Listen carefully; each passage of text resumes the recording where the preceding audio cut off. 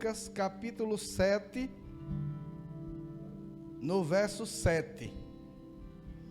Aleluias. Você viu a imagem que está aí, filha? Minimiza e joga para lá. Aleluias. Glória a Deus. Amém, Jesus.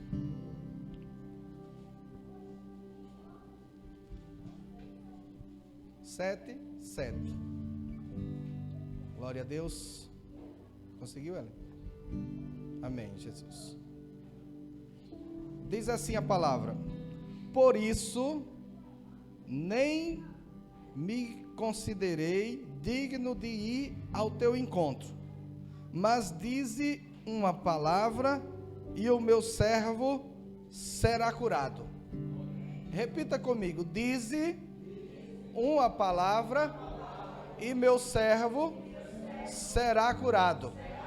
Amém, glória a Deus, aleluias. Irmãos, quando nós estamos finalizando uma campanha de oração como essa, que nós vemos as pessoas motivadas, orando, jejuando, no dia que nós chegamos, no caso 2 dias, hoje e amanhã, para finalizar este propósito, não tem muito o que se pregar, no sentido de ensinar, mas tem-se muito a liberar, porque quando a igreja do Senhor, ela começa a clamar, Deus responde, e Deus responde através de uma palavra. Mas quando a igreja clama, quando nós clamamos, existe uma tendência a Deus ser mais direto naquilo que nós perguntamos. Nós podemos estar indo a um culto e muitas vezes nós estarmos desligados no que diz respeito ao Deus que nós servimos e por isso estamos vivendo a nossa vida cotidiana normal. E Deus, que é poderoso, sempre que a igreja se reúne, existe a manifestação do seu poder. Mas Ele libera e aquilo se torna uma novidade para a vida daquela pessoa. Mas não é desta forma que Deus quer que a sua igreja se comporte. Deus quer que nós tenhamos foco, objetivo, e cada reunião nós tenhamos em nosso coração exatamente aquilo que nós queremos de Deus. Às vezes nós nos comportamos, os outros, nós não, se comportam como se fosse alguém que ainda não pertence a Deus. Porque, queridos irmãos, imagina você ter alguém que é seu pai, que criou tudo que você vê. Pega qualquer um dos feitos de Deus, eu não vou nem selecionar um, pega qualquer um dos feitos de Deus e começa a verificar o quanto de detalhes que aquele feito tem. Pode ser uma planta, pode ser uma flor, pode ser uma ave, um animal, um inseto, qualquer coisa que você queira observar e veja a grandiosidade das coisas que Deus criou. Pode ser a menor coisa existente, a menor partícula ainda é complexa. Tem um homem que escreveu um livro, um cientista, ele participou daquele projeto do mapeamento do DNA, eu acho que era projeto Genoma, era uma coisa assim. E ele era ateu. E ele começou a estudar a célula. E eles começaram a ir mais fundos e mais fundo. E cada vez percebendo a complexidade da menor partícula de uma célula. E a conclusão do seu livro, ele diz da seguinte forma, ele diz, olha, pode até não ser o Deus que as religiões pregam, mas é impossível que a vida tenha surgido do acaso. Precisa ter alguém que fez pela complexidade. Então, ele começou ateu naquele projeto e terminou reconhecendo que tem um Criador, tem alguém que criou tudo. E não é alguém pequeno. Este projeto, por exemplo, tinha os maiores cientistas do mundo, que estavam estudando aquilo que Deus criou, e perceberam que existe uma limitação humana de conhecer tudo a respeito do que Deus fez.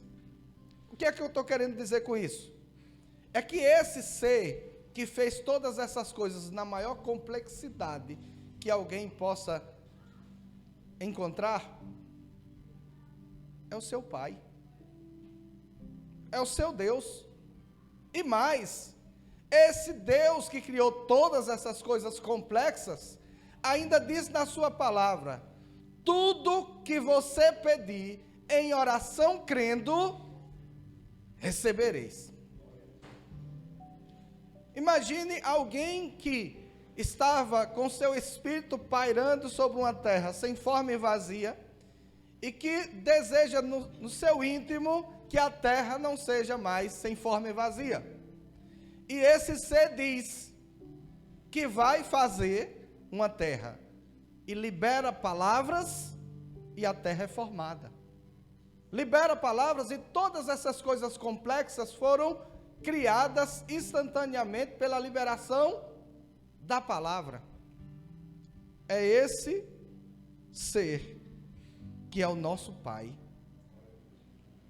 Agora, imagine, a terra sem forma e vazia, havia trevas, e o Espírito de Deus pairava sobre a face das águas. E Deus libera uma palavra, e tudo isso que eu falei para você, que é complexo, incapaz de ser estudado na totalidade,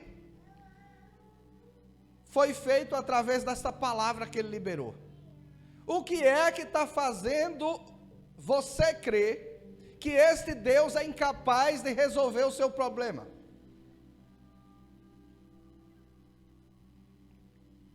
Ele faz do nada. As coisas que vemos foram feitas de coisas que não vemos. Esse é o nosso Deus. E é esse Deus que, volto a repetir, que disse que você poderia pedir em oração, desde que você creia, desde que nós creiamos, e tudo que pedimos, nós vamos receber. Queridos irmãos, se a gente tivesse a compreensão exata do que Jesus estava falando lá em Mateus, a respeito desse texto, não sobraria tempo em nós para pensar em mais alguma coisa a não ser pedir. Pedir. Até que a gente esteja na nova terra que Ele criou. Porque sempre vai haver necessidade. Sempre vai haver uma precisão na vida do ser humano. E nós precisamos criar esse hábito de pedir. Irmãos, se Deus se alimentasse de alguma coisa, essa coisa que Deus se alimentaria seria sua oração. Quando nós pedimos algo a Deus e Deus dá, não sai nada de Deus, no sentido que Ele vai ficar sem. Deus tem abundância, e os depósitos dele nunca ficam vazios. Quanto mais você pede, quanto mais Ele dá, mais Ele tem. Às vezes nós, não estou dizendo que é errado, né? Mas às vezes a gente está tão feliz, que a gente diz assim: olha, hoje não vou pedir nada, só quero agradecer. Irmãos, agradeça bastante, mas não fique sem pedir também não. Agradeça já pedindo, porque Ele tem prazer de dar bens aos seus filhos. Ele tem prazer. Deus nunca se sentirá incomodado porque você está pedindo alguma coisa. Ele sempre estará feliz, Porque toda vez que nós pedimos algo a Deus, nós estamos reconhecendo que Ele é capaz de dar, estamos reconhecendo que Ele tem, estamos reconhecendo que Ele é poderoso para fazer, estamos reconhecendo que Ele é Deus. Então não podemos viver cabisbaixo, como se não tivesse uma fonte para buscar o que você precisa. Nós temos a fonte é Deus, por meio da oração. Nós temos o conhecimento da palavra de Deus, que receberemos. O que é que você está precisando? Eu não vou dar a lista aqui, porque o tempo é pouco. Mas, meus irmãos, eu estou dando a lista, todo dia. Quando eu vou orar, eu digo: Senhor, a lista é grande, mas o Senhor também é grande. Temos que apresentar diante de Deus aquilo que nós precisamos. A Bíblia fala, lá em Tiago, diz o seguinte: está alguém entre vós triste? Que ore ao Senhor. Está alguém alegre? Cante louvores. O que é que ele está dizendo? Nós só ficaremos tristes constantemente se quisermos. Porque Ele é a nossa alegria, e a alegria dEle é a nossa força. Precisamos, queridos irmãos, praticar aquilo que Deus tem nos ensinado, a sua palavra, na prática. Observe que o desânimo, a angústia, ela tem procedência no inimigo das nossas almas. Só quem tem prazer na sua angústia, na sua tristeza, é o inimigo das nossas almas. Mas a tristeza bate, a angústia bate, o desânimo bate, a enfermidade bate, muita coisa ruim aparece. Mas nós não podemos ficar assistindo. Se vem uma enfermidade e você descobre que existe um remédio, você vai ficar sem tomar? Irmãos, depois que eu descobri Advil, meu Deus do céu, eu tomo pouco, muito pouco, eu quase não tomo remédio, quase nada mesmo, mas Advil é uma maravilha. Agora me diga, irmãos, pelo sorriso todo mundo conhece Advil aqui, né? Quem de vocês, estando com uma dor de cabeça terrível, não toma Advil? Eu vou tomar não, eu sei que serve, mas não vou tomar. É isso que a gente faz? A gente vai lá e toma, e já tem em casa garantido, para ver se chegar alguém precisando, tome aqui. É ou não é? A gente toma, porque sabe que serve, ainda que seja um paliativo. Que não seja que vai curar você não, mas vai tirar aquela dor, já parte para cima e já fica livre. É ou não é?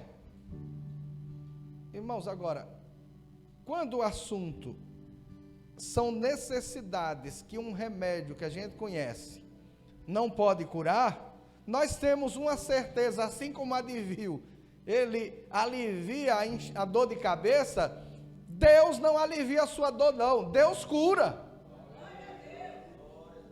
Deus não é paliativo, Ele é completo. Agora, Ele só vai agir se for buscado. Irmãos, eu vou dizer uma coisa para vocês. Deus não tem dificuldade nenhuma de ver alguém sofrendo e não fazer nada. Sabia disso? Agora, Ele sofre junto com alguém que está sofrendo e não libera uma palavra sabendo que Ele pode resolver. Agora, você é filho de Deus, diga: eu sou filho de Deus. Deus disse que você tem autoridade sobre os demônios. Sim ou não? Você é a igreja do Senhor. Mas os demônios fazem a festa na casa, na sua vida, e você não abre a boca para dizer nada. Você está com autoridade, para bater nas portas da sua casa, para marchar, para gritar, dizer: Satanás, saia daqui, que essa casa não é sua. Fica assistindo. Ô dia, ô céu, ô azar. Irmãos, tem louvor, tem YouTube aí, bota louvor. Esses dias lá em casa a tristeza estava querendo bater, do cansaço mesmo. Ele tinha que trabalhar os 2 períodos e tinha uma pia lá desafiadora. Eu digo: eu vou vencer você hoje. Já estava em jejum. Irmão, até em jejum a pia enche. Eu não sei como é isso. Não é? Eu digo: peraí, que eu vou acabar com essa pia. Não quebrei não. Peguei lá no YouTube, louvores ao vivo, tem nem propaganda. Botei lá, Bluetooth no som. Botei numa altura que não perturba os vizinhos, mas que dê para eu ouvir bem e ouvir só isso. Botei lá, comecei a orar. Daqui a pouco aquele louvor foi limpando toda a nuvem preta que estava em volta da casa. Foi saindo. Daqui a pouco estava um furacão. Irmão, eu fui lavar a pia de panela, que era do outro dia. Eu passei pano na casa.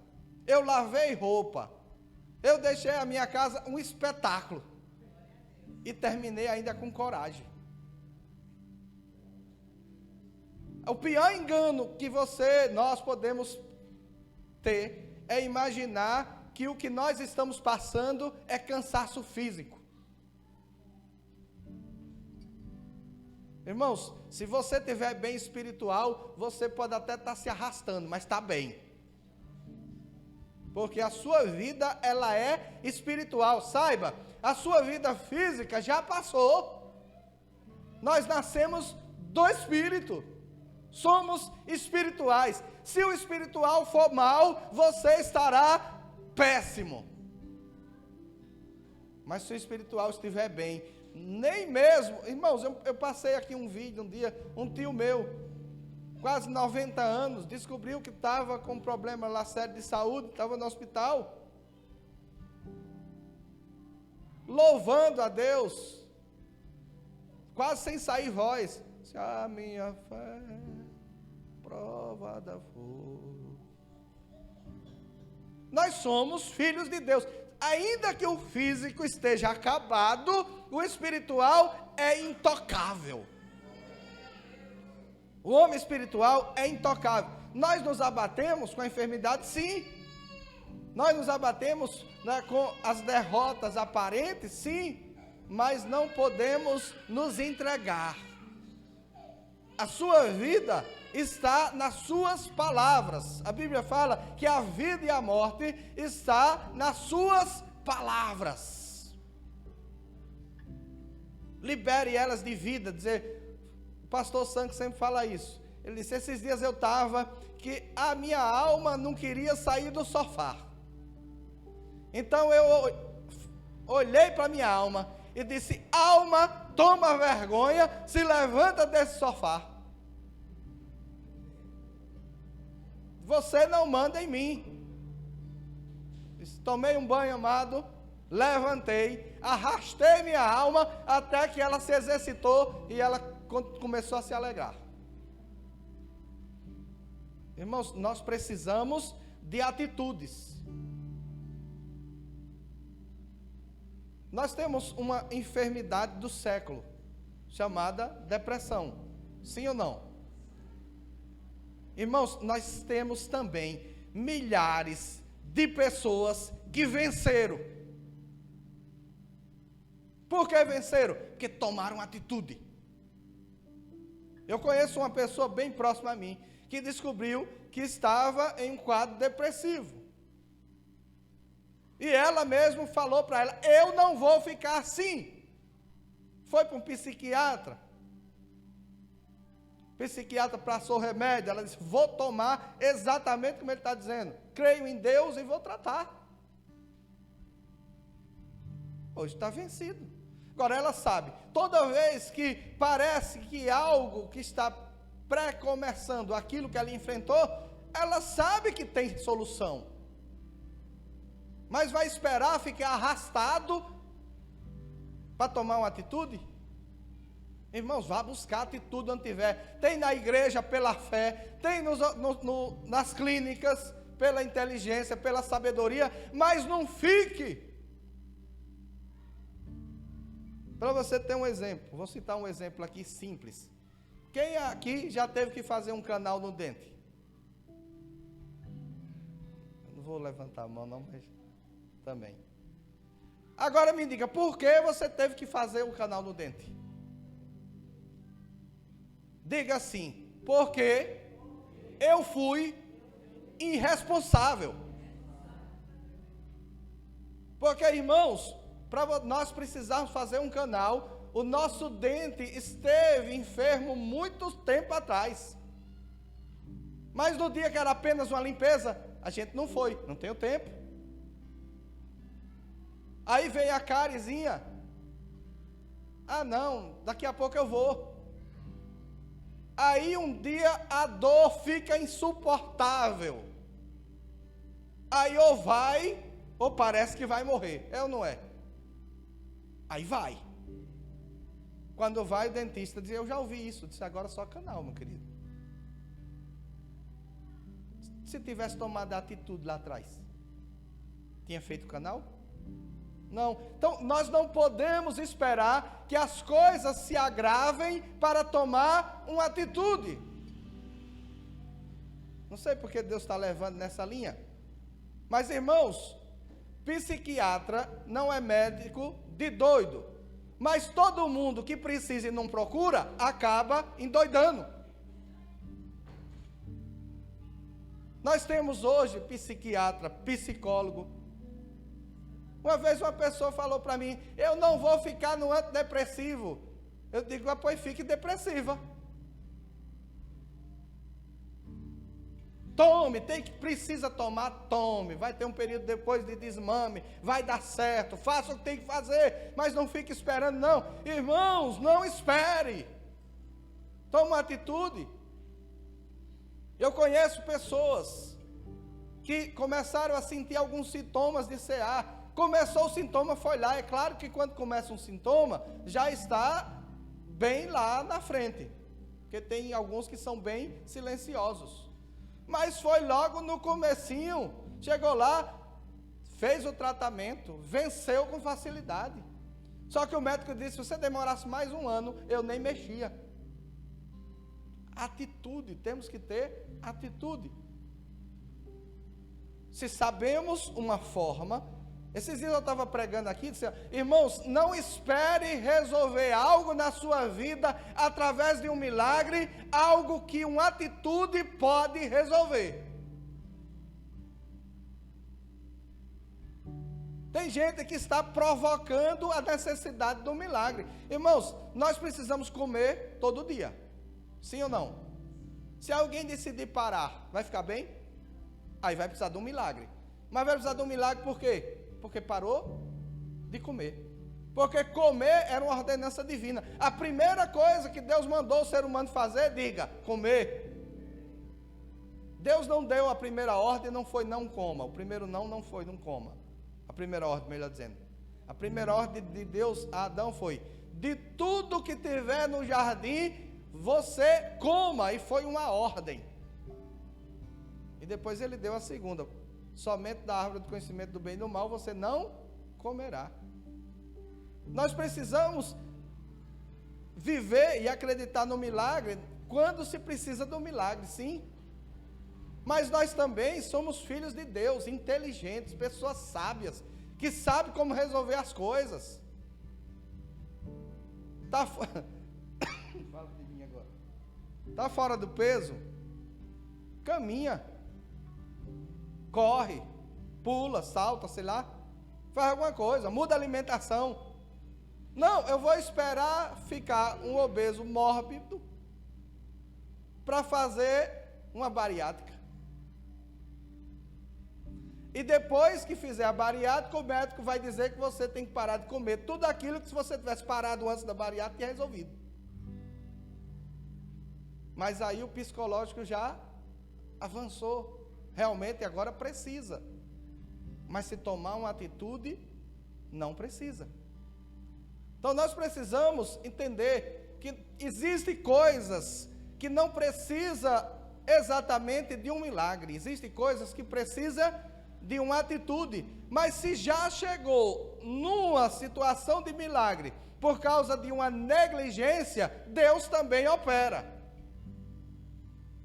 Mas eu costumo sempre dizer, irmãos, às vezes eu vejo as pessoas contando testemunho de uns milagres terríveis, abençoado, milagres grandiosos, não sei quantos tomou, sei errar, isso, aquele outro, eu digo, Deus, eu creio em tudo que ela está dizendo, não preciso passar nada disso, eu não preciso de um grande milagre desse para saber o que o Senhor faz, não, só o dele ou dela já é suficiente para a minha fé. Às vezes, irmãos, até o que se canta,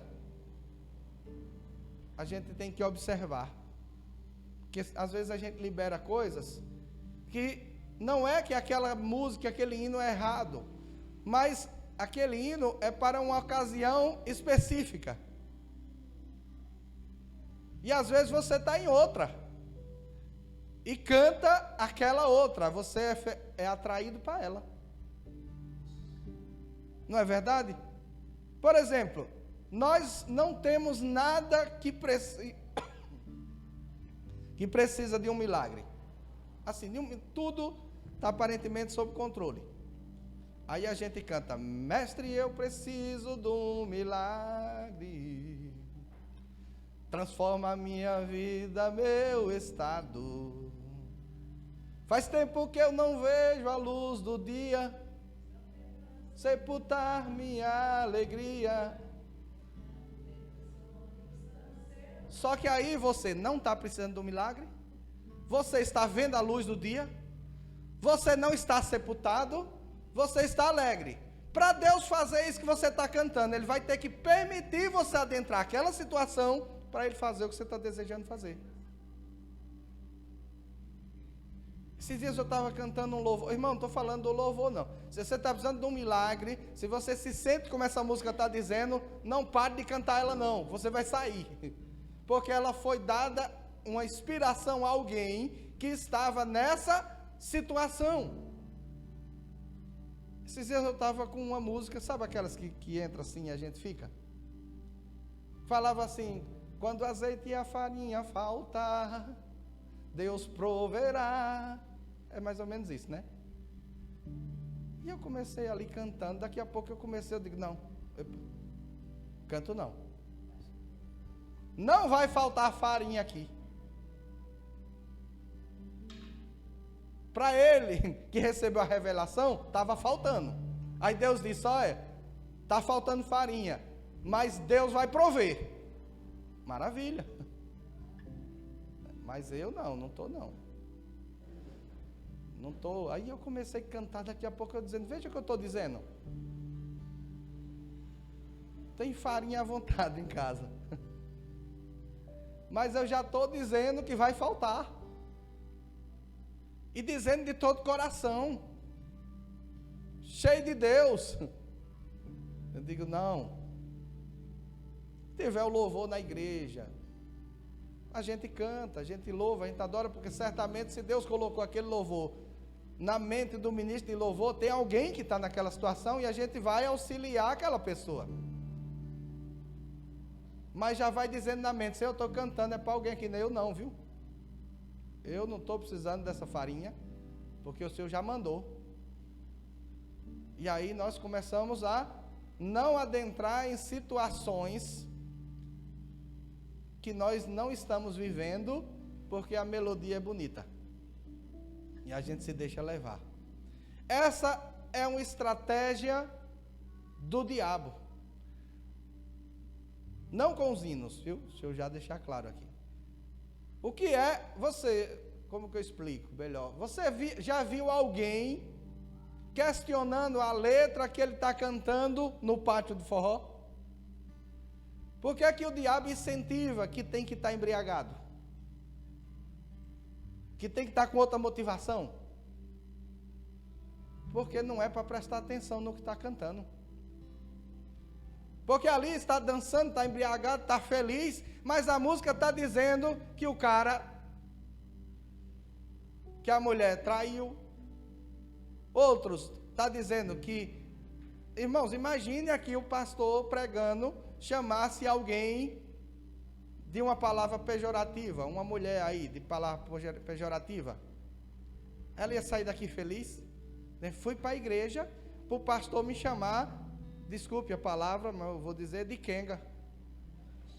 Já pensou? Mas as pessoas vão para essas festas e é chamado várias vezes pelo cantor. É traído várias vezes, atrai tudo isso e nem percebe, mas está cantando, está falando. O que vai acontecer? Aquelas coisas começarão a acontecer nos lares dessas pessoas, porque foi declarado. E nós precisamos ter uma compreensão do que é o poder da palavra. Hoje, lá em casa, a gente estava falando de uma coisa. Deixa eu ver como eu digo mais ou menos aqui, porque eu não quero dizer o que é, né? Nós estamos falando de algo, eu vou falar até onde dá para ir, né? O avião aí de um candidato a presidente teve que arremeter, né? Foi pousar, deu algum problema, teve que levantar de novo, e isso dá um sustinho para quem está dentro do avião, né? Que ele vai subir de novo, tentar corrigir o problema no ar para pousar. E aí eu comecei a comentar com Ellen a respeito do que é andar. Eu comecei a brincar assim, eu digo, a pessoa andar com um candidato a presidente tem que ter muita coragem, né? Se ele disser, quer carona no meu avião? Eu digo, vá. Vá não, eu não vou não, vá você só, o candidato é o senhor. Mas enfim, a gente estava falando assim, daqui a pouco começou a tentar surgir uma outra visão. Quando a gente foi tentar uma outra visão sobre esse fato, né?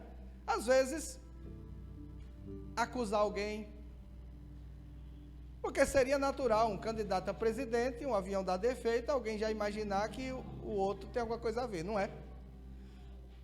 Mas, queridos irmãos, se eu não tivesse sido repreendido pelo Espírito, eu tinha julgado algo sem conhecimento de causa. E quantas coisas dessas nós fazemos? Ah, fulano, irmãos, isso aqui eu já vou trazer aqui para a nossa vida. A maior arma de Satanás é fazer com que nós pensemos o que alguém está pensando. Sabia disso? Está lá, às vezes o marido chegou acabado, ou a esposa, seja lá quem for, trabalhou, né, cansado, estressado, passou um bocado de aperreio no trabalho, aí chegou calado, foi para o banheiro, ficou calado, não quer magoar ninguém, porque está irritado. Aí o diabo vai na mente da mulher ou do marido, tanto faz, dizer para ela o que ele está pensando. Sabe por que ele está assim? Deve ser por causa daquilo que você falou. Deve ser por causa disso outro. Deve ser. E, irmãos, e às vezes isso vai demorando, e passa meses, e aí ele vai acrescentando, foi por isso, foi por aquilo outro. E a relação às vezes vai esfriando, começa a surgir brigas, começa a surgir alguma coisa, simplesmente porque o diabo colocou uma sugestão na sua mente do que alguém poderia estar pensando a seu respeito. Aí passa tempo, às vezes fica até sem se falar, aí depois surge uma oportunidade, vão conversar, aí aquela pessoa diz, olha, tal dia eu cheguei, eu passei tanto aperreio no trabalho, que eu estava tão nervoso, tão chateado, que eu não queria magoar você, e eu não queria dizer nenhuma palavra, porque eu estava estressado, e uma pessoa estressada não solta palavras doces, solta. Imagine, uma vez eu atendi um cliente, e ele chegou com os 2 pés no meu peito, eu já comecei apanhando, bravo. E já começou irritado, isso, aquilo, outro. E foi lá para o caixa. Quando ele saiu, quando ele estava no caixa, eu falei para uma vendedora, eu disse, olha, veja quando nós praticamos a palavra de Deus, o que acontece. Aí ela disse, o que? Eu digo, veja. Aí aquele cliente que me maltratou, que fez pneu coice, fez tudo, estava voltando para sair da loja. Eu atravessei na frente dele. Ele tomou um susto. Eu digo, eu vou falar com o senhor. Aí ele, o quê? Eu digo, eu queria pedir perdão ao Senhor. Porque como vendedor, eu tenho a obrigação de alterar o seu humor, de gerar alegria no meu ambiente de trabalho. E eu devo ter falado alguma palavra que não seria uma palavra digna de um bom vendedor dizer a um cliente. E isso te irritou. Aí ele desarmou. Disse, olha, eu que peço perdão. Briguei com minha esposa. Quando estava no trânsito, já irritado, um cabo bateu no meu carro. E eu vim pagar esse cartão aqui, e eu, para ser sincero, eu nem lembro o que eu disse a você. Eu nem sei o que você nem disse, nem o que eu disse a você. Então me perdoe. Veja, aquela pessoa não era exatamente o que eu estava pensando que ela era. Teve humildade de reconhecer.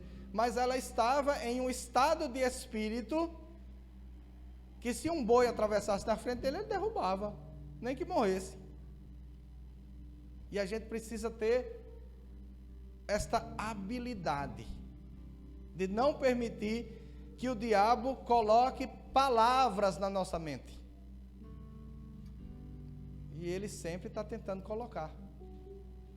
Se possível, converse, fale.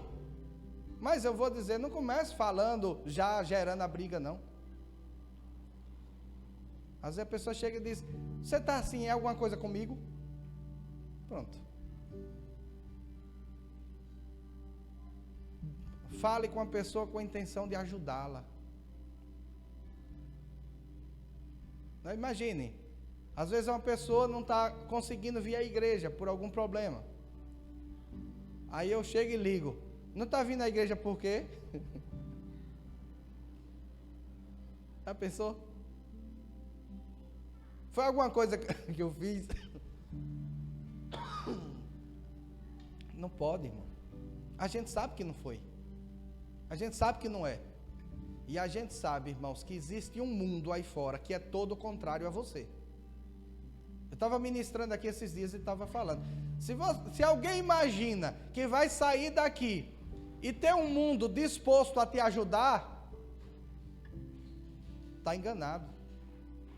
Irmãos, quem o diabo encontrar no seu trabalho para acabar com você, ele vai usar. Quem ele encontrar no trânsito, ele vai usar. Quem ele encontrar na sua casa, ele vai usar. Quem der brecha, ele usa. Então você tem um mundo contrário. Mas por que nós servimos a Deus? Porque nós queremos mudar este mundo. O mundo é contrário a nós, as pessoas falam. Mas nós somos a favor de que elas sejam abençoadas.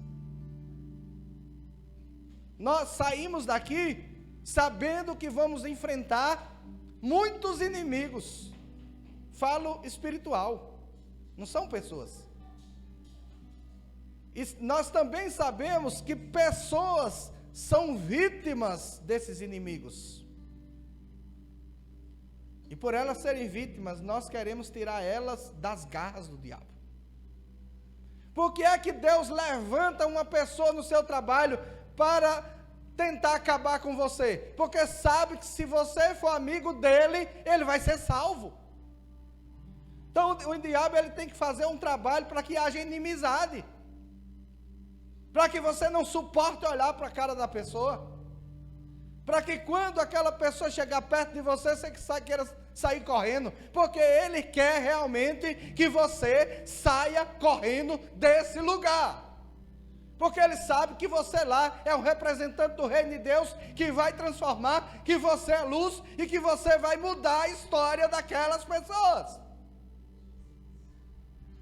Nós não somos vítimas. A palavra de Deus disse que as portas do inferno não prevalecem contra a igreja do Senhor. Sabe o que é que ele está dizendo? Irmão, quem dá uma voadora nas portas do inferno é a gente. Não tem diabo batendo aí não.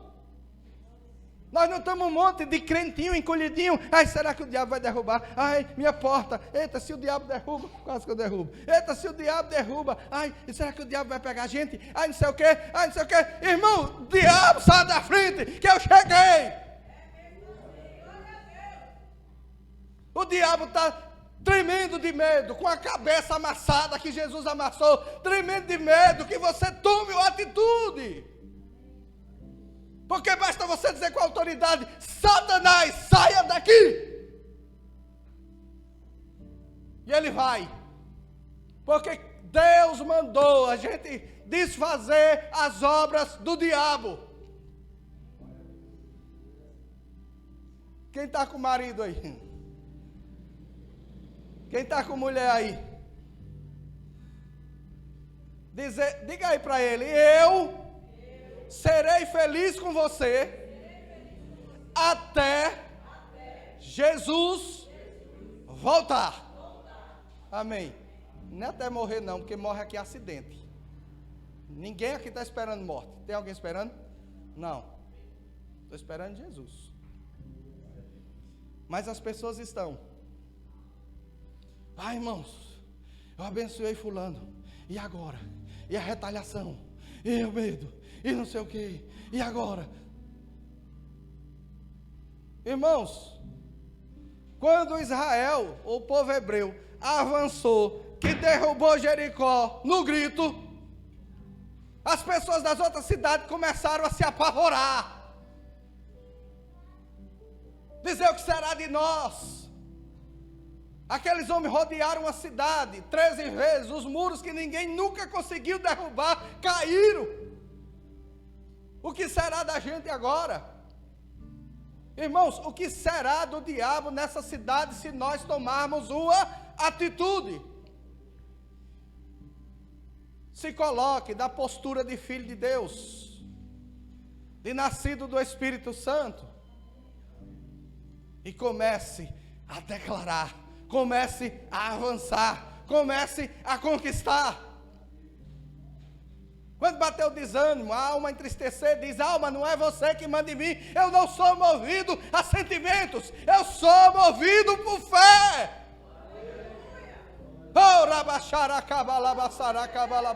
Eu não estou com vontade de ir para a igreja, é hoje que eu vou.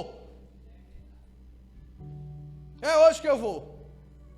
Acorda, não estou com vontade de ir para o trabalho, vai ser o seu melhor dia. Pega seu corpo, pega sua alma e diz: vamos! Vamos! Está querendo conquistar alguma coisa deitado, dormindo até meu dia, não conquista nada. Conquista quem trabalha, conquista quem avança. Sabe por que aquela pessoa do seu trabalho é o seu patrão? Porque ele decidiu acordar 4 horas da manhã e não tem hora para dormir. Agora nós temos muito mais do que ele. Nós temos a garantia de que a riqueza que o Senhor tem para nós não acrescenta dores. Você só precisa de fé, de certeza. E agora eu vou pregar a mensagem. Vai ser 2 minutos a mensagem. Irmãos, Israel recebeu promessas desde Abraão. Jesus veio ao mundo, está operando sinais, está operando maravilhas, está operando prodígios. As pessoas estavam duvidando se ele era o filho do homem. Os líderes judaicos procurando matá-lo. Aparece um centurião, um chefe do exército romano que não tinha nada a ver com Israel, não tinha promessa nenhuma. Ele descobre que Jesus estava em Cafarnaum. Ele tem um servo que está doente e moribundo. O que é que ele está querendo dizer? Está à beira da morte. Ele diz: Jesus está na cidade? Está. Então, mandou pessoas, diga a ele que meu servo está doente, porque ele sabia que Jesus podia curar. Enquanto os que tinham as promessas não tomavam atitude, um estrangeiro chega e leva. Quando ele manda, aqueles homens saíram, os servos dele saíram no caminho, encontraram Jesus, conta a história. Ele disse: epa, eu não sou digno de Jesus vir aqui não, de eu encontrar ele, quanto menos dele vir na minha casa. Vá lá e diga a ele, que se ele liberar apenas uma palavra, o meu servo viverá, ele sarará. E aquelas pessoas vão até Jesus, ele não foi, irmão. Porque quem tem fé, não precisa nem ir. Quando ele chega lá, fala para Jesus, e Jesus fala exatamente o que eu estou falando agora. Ele disse: nem mesmo em Israel encontrei uma fé tamanha. O que é que ele estava dizendo? Alguém que tem a promessa, alguém que é crente, alguém que é convertido, anda moribundo. Aí vem um pecador, um estrangeiro, alguém que nem a Cristo se converteu ainda. A gente libera uma palavra de fé, ele chega aqui aleijado e sai correndo, e você continua nessa situação. Não pode. Não pode, irmãos. As promessas são nossas. Basta uma palavra, ele disse. Senhor, o que é que ele está dizendo? Eu sei que eu não sou judeu. Eu sei que eu não sou nem povo segundo a tua palavra. Eu sei que eu não tenho direito às promessas. E eu sei que o Senhor não pode nem vir aqui que eu não quero. Mas eu sei de uma coisa, se o Senhor disser uma palavra, não tem enfermidade do inferno que fique na minha casa. Basta uma palavra. Basta uma palavra. Agora, ele precisava que Jesus dissesse uma palavra. O mundo precisa que você diga uma palavra.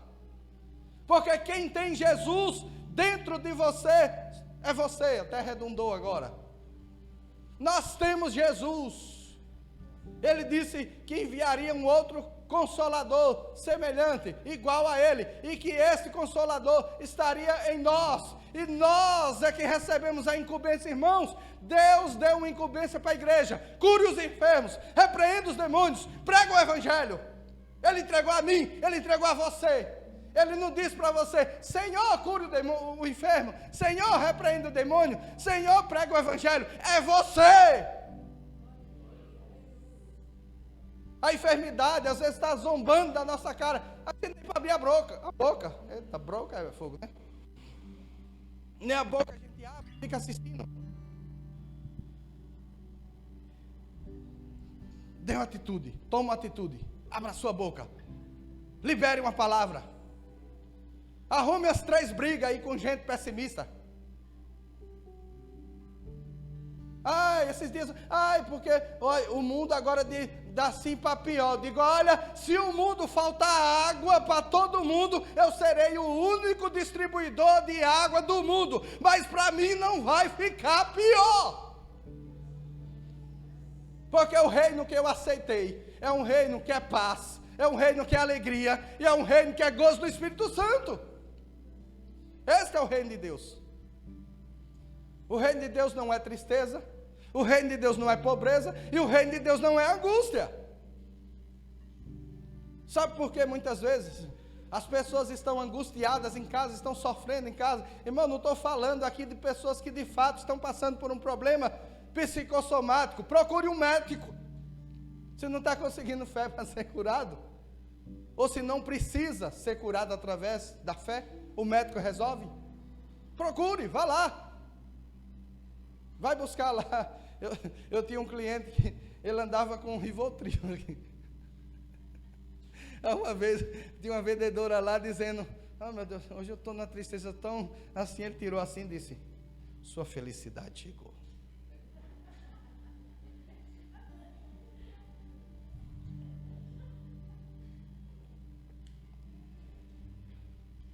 Ele precisava. Ele escolheria ficar em casa, com o povo arrastando para todo lugar, sem querer sair, pensando em morrer toda hora. Ou ele tem ali umas gotinhas Tomou e... Agora eu estou um leão. Vou trabalhar. Eita. Ah, é porque Rivotril é um veneno. Irmão, a banana que você come também. O povo bota um veneno ali, que pega a banana verde hoje, amanhã está madura. Aquele produto é tão cancerígeno que você não tem ideia no mundo. Aí Jesus disse, o meu justo viverá da fé. Pare de comer banana não. A gente vive por fé, irmão. Mas se você não está nessa condição que um remedinho resolve, acredite, Deus resolve. Mas, queridos irmãos, muitas pessoas estão enfermas, estão depressivas, estão com uma série de problemas psicossomáticos, porque decidiram parar. Decidiram parar. Eu tinha uma vendedora que passou muito problema com depressão. Ela passou muito problema. Fez coisas aí que depressivo faz terríveis. Mas ela não parou não. Foi para psiquiatra, foi atrás. Agora deixa eu dizer uma coisa para vocês. O que eu quero falar exatamente é isso. Ela estava realmente depressiva. O que é que um depressivo tem vontade de fazer? Parar, né? Fazer nada. Foi para o médico que passa as medicações. Sabe que foi o conselho que o médico disse? Vá trabalhar, porque se você parar, piora. Um dia ela chegou na empresa com a carteirinha. Eu era o gerente, azulzinha. Flávio, me demita. Eu digo, tome vergonha na sua cara, suba, bota a sua farda e venha trabalhar, porque trabalhar para você não é questão de sustento, é questão de saúde. Seu médico receitou você trabalhar, e eu sou o remédio, vá trabalhar. Eu era o gerente dela, ela tinha que sair correndo, né? Não, foi trabalhar. No final do dia já estava bem. No outro dia estava lá. Depois de uma semana estava ruim de novo. Liguei, está acontecendo o quê? Está aí com os cabelos de bruxa, sem querer se pentear, sem querer fazer nada, visto uma roupa, vem assim, vem se penteando no caminho, não interessa que vai chegar atrasada não, venha para cá. Hoje, essa pessoa trabalha com terapia, cuidando de pessoas que passou por o que ela passou. Irmãos, não pare. Não pare não. Se a gente seguisse as motivações para parar, você acha que eu estava aqui hoje pregando para você? Estava fazendo live, estava pregando do mesmo jeito. Não tinha aluguel para pagar? Né? Não tinha que fazer culto sozinho aqui. Tinha? Não. Na live sempre aparece alguém lá, misericordioso, que entra. Né? Sozinho eu não fico, nunca fiquei. Pode ter ficado com um, com dois, mas sozinho não. Mas irmãos, nós temos uma incumbência de Deus e não podemos parar. Precisamos entender, temos um propósito. E tudo que vier para atrapalhar esse propósito, nós não podemos aceitar. Busque a ajuda que for necessária. Já falei, médico, seja o que for. Busque ajuda, mas não pare. Não pare não. Ande. Toma o teu leito e anda.